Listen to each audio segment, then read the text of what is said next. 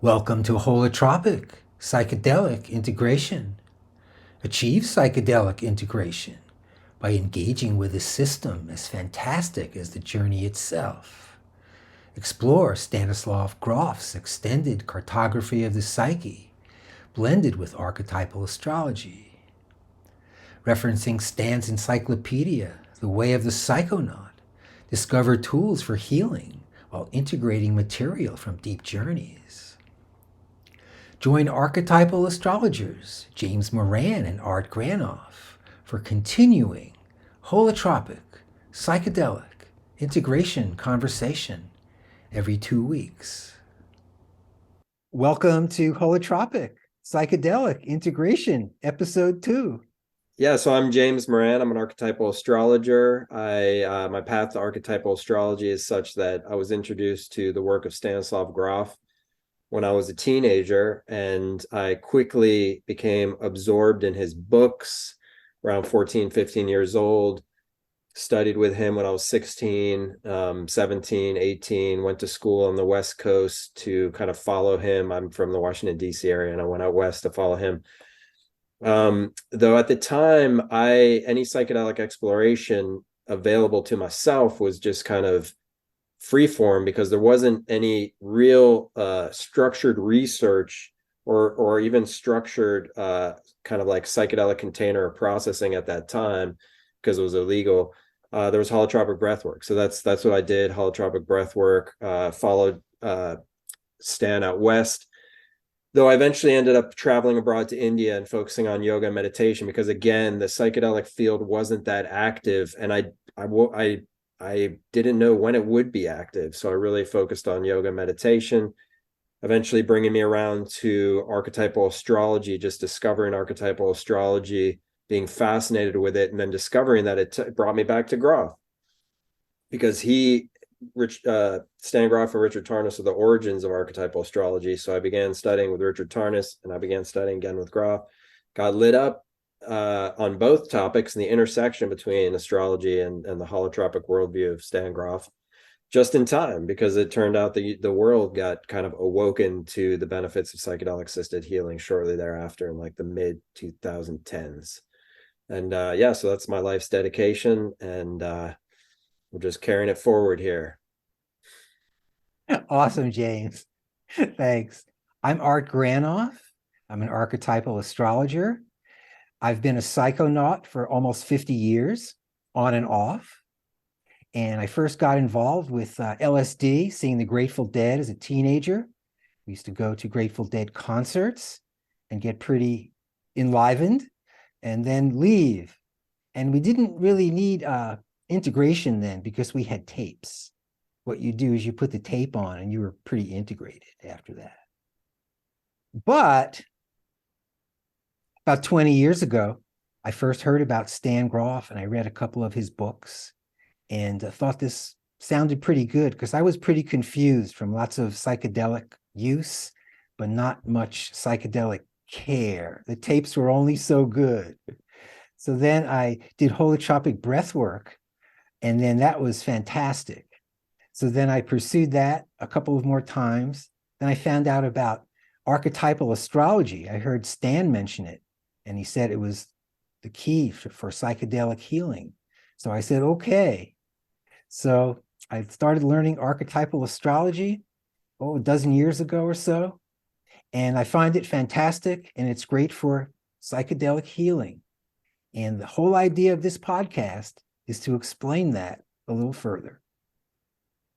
Yeah, so last week we looked at the work of Stanislav Grof, the pioneering discoveries of Stanislav Grof. Particularly, we looked at what he dubbed COEX systems, which is short for systems of condensed experience, which is the way through his experience with psychedelic assisted therapy. Over so many decades, he observed how the human mind organizes information according to a kind of like an emotional core tone. So that's systems of condensed experiences. We also talked about the basic perinatal matrices that he discovered. That's a kind of like a fundamental imprint to the human psyche that is derived from our birth, our physical birth, and the process of being born. And yeah, so that's what we spoke about last week. Check it out if you haven't already. And this week we're going to go a bit deeper. Yeah, let's roll it, Bob. At this time, I also scheduled my own LSD sessions, experimenting with higher dosages. My patients reported that in these sessions, they relived their own biological birth. I was able to confirm this in my personal experiences. There was no doubt in my mind that what we were experiencing were authentic and convincing memories of all of the stages of our birth with all the emotions and physical sensations. I was even able to distinguish 4 experiential patterns related to the consecutive stages of childbirth and called them basic perinatal matrices, BPM 1 through 4. BPM 1 is related to the advanced stage of pregnancy before the onset of the delivery.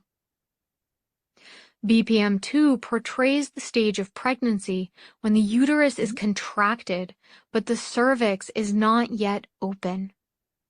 And BPM 3 reflects the propulsion through the birth canal after the cervix is fully dilated. BPM 4 features the experience of birth, emerging from the birth canal and having the umbilical cord cut.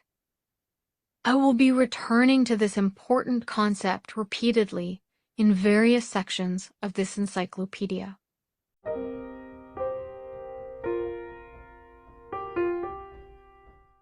So what we just heard there was Becca Tarnas, daughter of Richard Tarnas, who's kind of the co-founder, co-shepherd of archetypal astrology, along with Stan Grof. She was reading an excerpt from Stan's work, The Way of the Psychonaut. And in that piece, we heard him talking about his own personal experiences and also the experiences of his numerous patients in psychedelic-assisted healing, in which birth memories came up.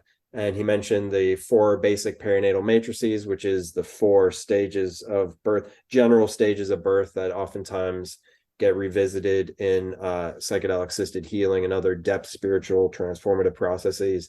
So the first basic perinatal matrix, amniotic universe, as outlined in that passage, is in the late stage of pregnancy when the baby is coming to full term, but no contractions have started yet. And when we, in psychedelic-assisted healing or some other depth transformation process, when we re-experience those memories, oftentimes the quality is such that there's a kind of a sense of dissolving out and unity, because the baby in the womb of the mother, without being born or having any contractions, has not differentiated. The baby has not differentiated from the mother. So there's a sense of kind of a unified field with the mother. And those experiences can link to later life experiences, kind of in the way we spoke about coex systems in the first episode. There can be a kind of emotional tone that links it in our memories to later life experiences that are similarly dissolving. Like maybe you're floating in tropical waters. That's the perfect temperature of your body. You feel very supported by life, nature, and the universe. That can be kind of like a similar quality to the first basic perinatal matrix. There can be some challenges in the first basic perinatal matrix, the amniotic universe, if the mother is experiencing an onslaught of negative emotions. Because of that lack of boundaries and that lack of differentiation, those qualities can kind of pass right into the psyche of the child. Or if there's like the mother is imbibing some type of toxic chemical, there can be experiences of a kind of a toxic environment and a lack of boundaries within that toxic environment, so that there's no way to really keep the toxins out. So that's the first basic perinatal matrix, the amniotic universe, the one in which there's predominantly a sense of a kind of a dissolving out and a unity with life in the universe. So yeah, so first basic perinatal matrix. Art, would you like to talk about the second? Yeah. Well, if there's unity in BPM 1, that quickly leaves in BPM 2. The main expression there is no, stop, and wait. After laying around in the nice water and feeling pretty good, all of a sudden there's the cosmic oppression. in the birth canal, cervix not open, can't do very much, can't move around, can't scream, frustrated, very frustrated. And as we know, sometimes that can last for many hours. Oh my gosh, what are we doing in there? Getting frustrated. You ever notice also when you get frustrated out in life, how it's awful and it's just unbelievably terrible, and you, depending on the circumstances, don't know what to do? Well, back in BPM 2 again, huh? Just laying there, can't move as a victim, can't do anything. The beginning of frustration, BPM 2. All right. And in BPM 3, there's a shift in that in BPM 2, there's no movement. So the cervix is not yet open.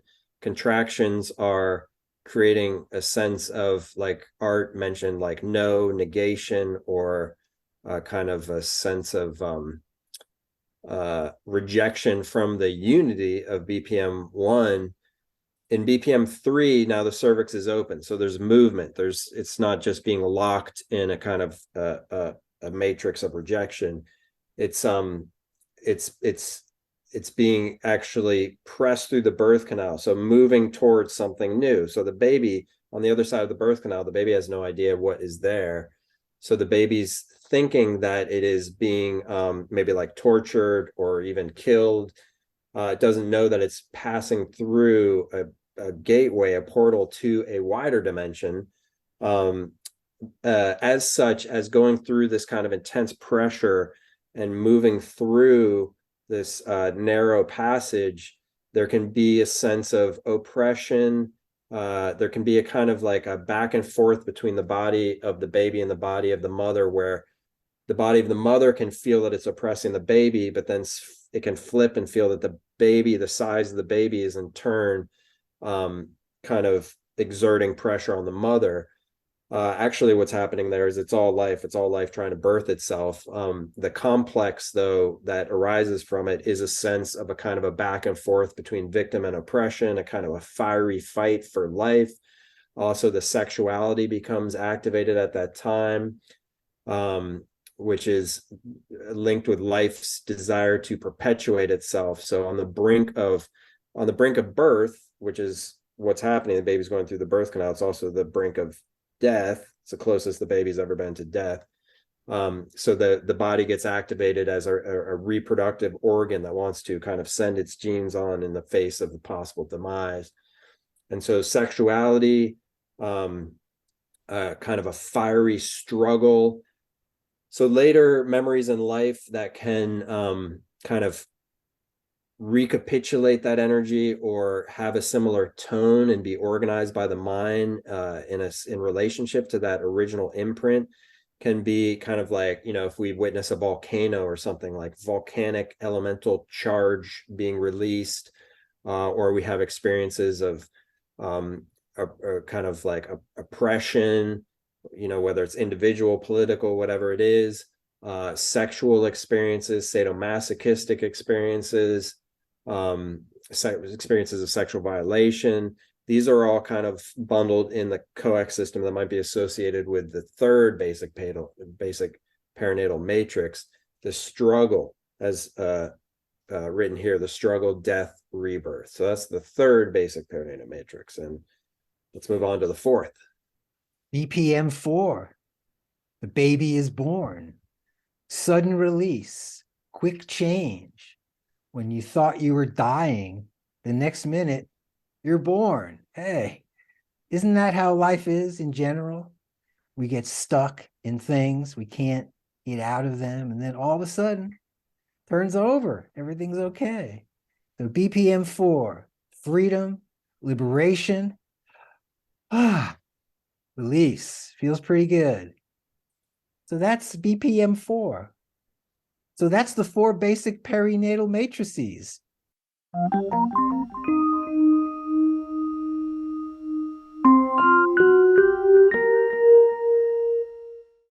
Let's talk about the extended cartography of the psyche again with the map. Here we go. What we see here is Stan's drawing of the extended cartography of the psyche. Looks like a map, doesn't it? We start here at the top with ordinary ego consciousness, everyday life, okay? Then we have our personal unconscious, all of our memories when we were young, stuff that happened to us. Then with psychedelics or with breath work, we enter the base of the, not the base, the center of the hourglass, where the 4 BPMs are that we just expressed, just explained. BPM 1, 2, 3, and 4 are perinatal memories. And wouldn't you know it, that synthesizes completely with the astrological chart, okay, which we will just discuss next week in detail. Then we go down the line to the transpersonal unconscious, and then the archetypal unconscious. Yeah, excellent. Yeah, well described. So this map is really comprehensive and illuminating. It captures both the ways that the process of birth really imprints upon us, kind of like a substrate upon which our psyche grows. So there in the center there, it also shows how the memories, the biographical memories we have, they're closer to the surface. So, you know, we don't go through our everyday life remembering our birth memory, but we go through our life having, you know, kind of ordinary ego consciousness and experiencing memories from our personal unconscious. And what Grof discovered is, you'll notice when you look at this map that where it says personal unconscious, you'll see these little bubbles that are color coordinated. So you see like red, blue, gray, yellow. And when you trace the line down, you'll see that each color links with a particular memory from birth, and then it continues down into the transpersonal unconscious. So what does that mean? It means that when we go through life, we have our personal memories. They might have emotional quality to it that is related to our state and also the way we see the world. Like, the world is so frustrating. Everybody's always trying to knock me off my horse. Everybody's always trying to throw me off. It's me against the world. And so a memory like that might be, for instance, in that red bubble. And it's actually an echo of an earlier layer in our subconscious, which would be, in this case, basic perinatal matrix 3. The kind of struggle in the birth canal, being propelled through the birth canal, feeling like the mother is exerting pressure on the baby's exerting pressure on the mother, and it all feels like a titanic struggle for life.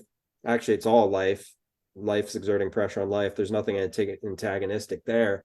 But as these memories are not yet fully processed, because when we're born, we don't always have the opportunity to fully process the memories, so they get stored.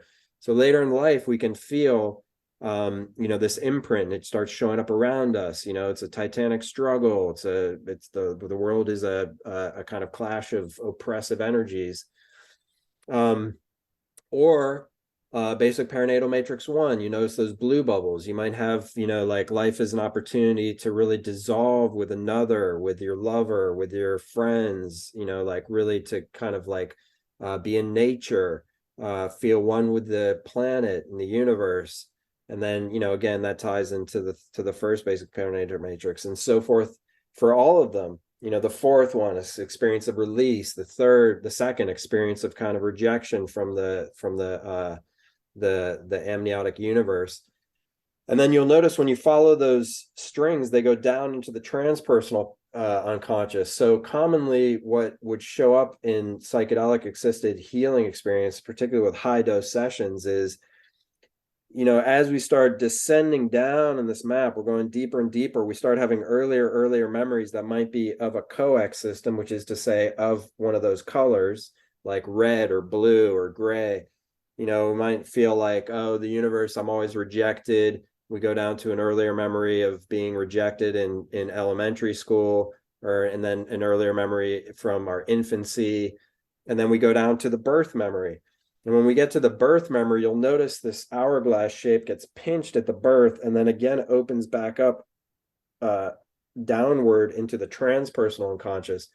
So what often happens is when we re-experience our birth memories, we may experience the actual biological birth memory of like the contractions coming on, feeling that sense of rejection, though that's a gateway to the transpersonal unconscious, which means that we can experience something that we did not biologically experience or biographically experience in our lives, like, you know, maybe an archetypal level of rejection, or the fall from Eden, or maybe something in which, you know, like a tribe or a person was ejected from a kingdom in some era past, and we might have kind of like a past life memory of that sort. So we can see how the mind works with the coax systems. It kind of keeps our more surface level memories linked to more impressionary memories earlier in our life that can then lead us to transpersonal memories, memories that transcend the personal biology and biography, and attach us, you know, kind of connect us to a very much deeper realm. And the healing potential of this map is such that when we do experience fully whatever emotion is at the core of any of these coax systems, any of these kind of linked memory systems, we experience release from that, because there is a kind of like a full processing of the emotions therein, and we find that there really isn't a hard eternal core to any of it. We just experience it, we process it, and then we're released from it. So that's this wonderfully brilliant map of the systems of condensed experience, coax systems, and levels of consciousness. As Art said, the birth charts in the center, very important, really makes this map personal to you. So when you look at your birth chart, it's going to be a very personalized version of this more general map, applying to your specific themes in life. And like Art said, we'll tackle that in our next episode. Thanks, James. So as we see, there's a system for psychedelic healing. And the system, which we're introducing, getting a taste of, is just as fantastic as the journey itself. So thanks for joining us at Holotropic Psychedelic Integration, Episode 2. And we'll see you next week when we bring in some archetypal astrology.